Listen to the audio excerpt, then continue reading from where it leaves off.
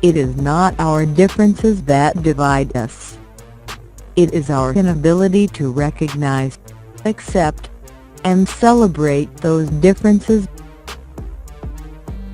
If I didn't define myself for myself, I would be crunched into other people's fantasies for me and eaten alive.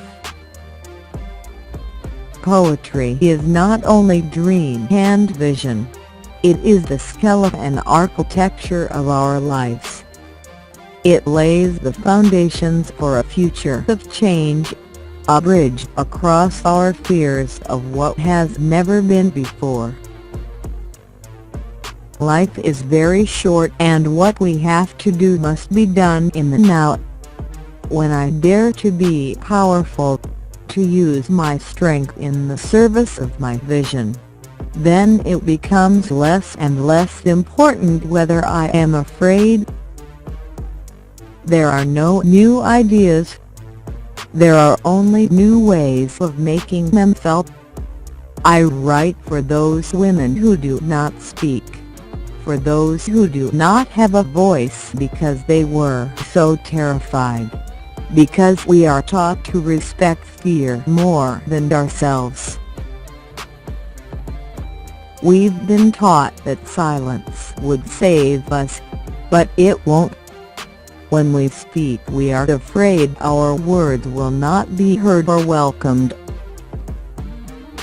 But when we are silent, we are still afraid.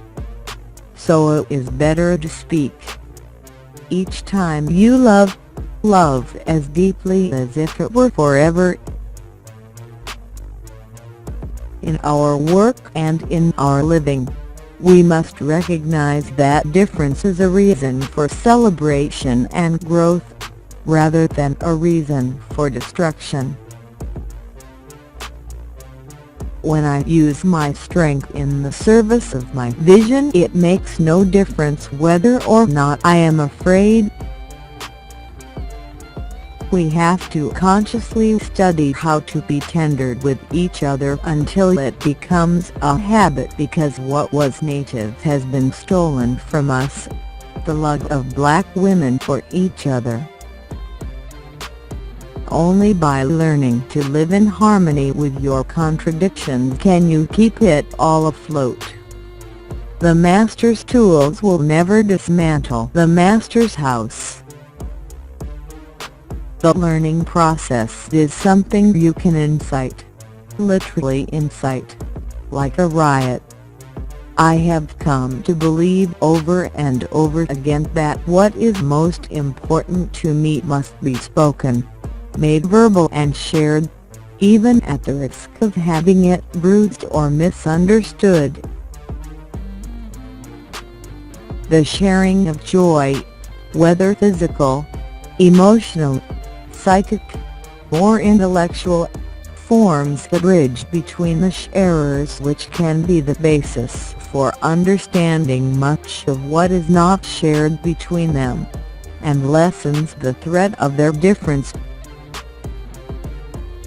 I can't really define it in sexual terms alone. Although our sexuality is so energizing, why not enjoy it too? I remember how being young and black and gay and lonely felt. A lot of it was fine, feeling I had the truth and the light and the key, but a lot of it was purely hell.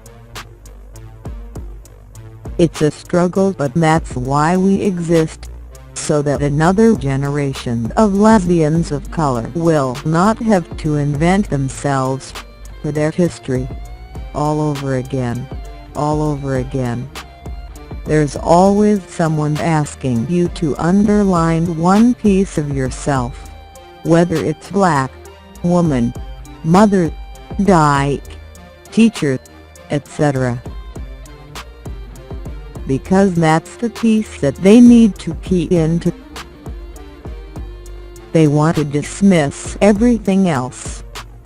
Part of the lesbian consciousness is an absolute recognition of the erotic within our lives, and, taking that a step further, dealing with the erotic not only in sexual terms.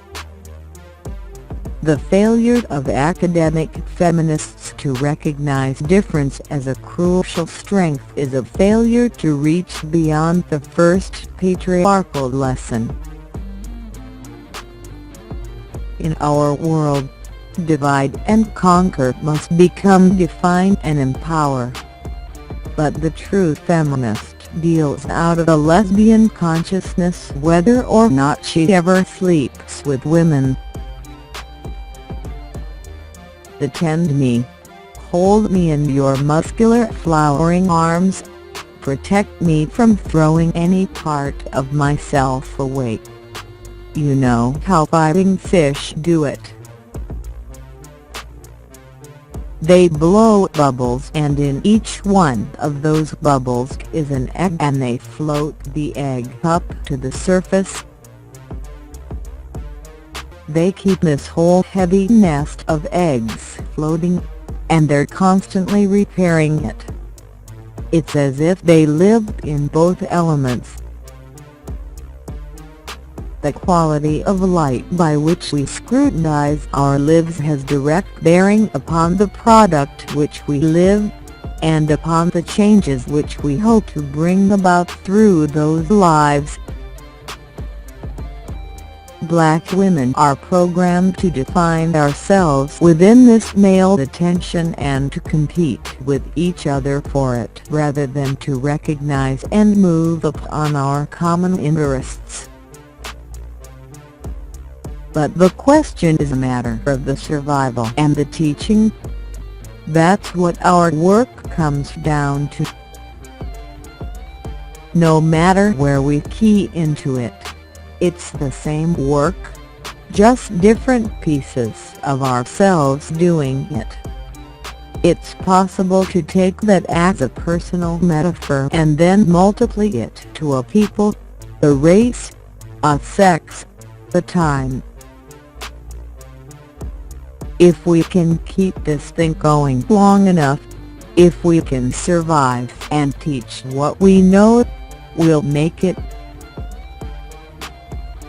In other words, I would be giving in to a myth of sameness which I think can destroy us. But, on the other hand, I get bored with racism too and recognize that there are still many things to be said about a black person and a white person loving each other in a racist society. When we create out of our experiences, as feminists of color, women of color, we have to develop those structures that will present and circulate our culture. There are lesbians, God knows. If you came up through lesbian circles in the 40s and 50s in New York, who were not feminist and would not call themselves feminists. The 60s were characterized by a heady belief in instantaneous solutions. Black women sharing close ties with each other, politically or emotionally, are not the enemies of black men.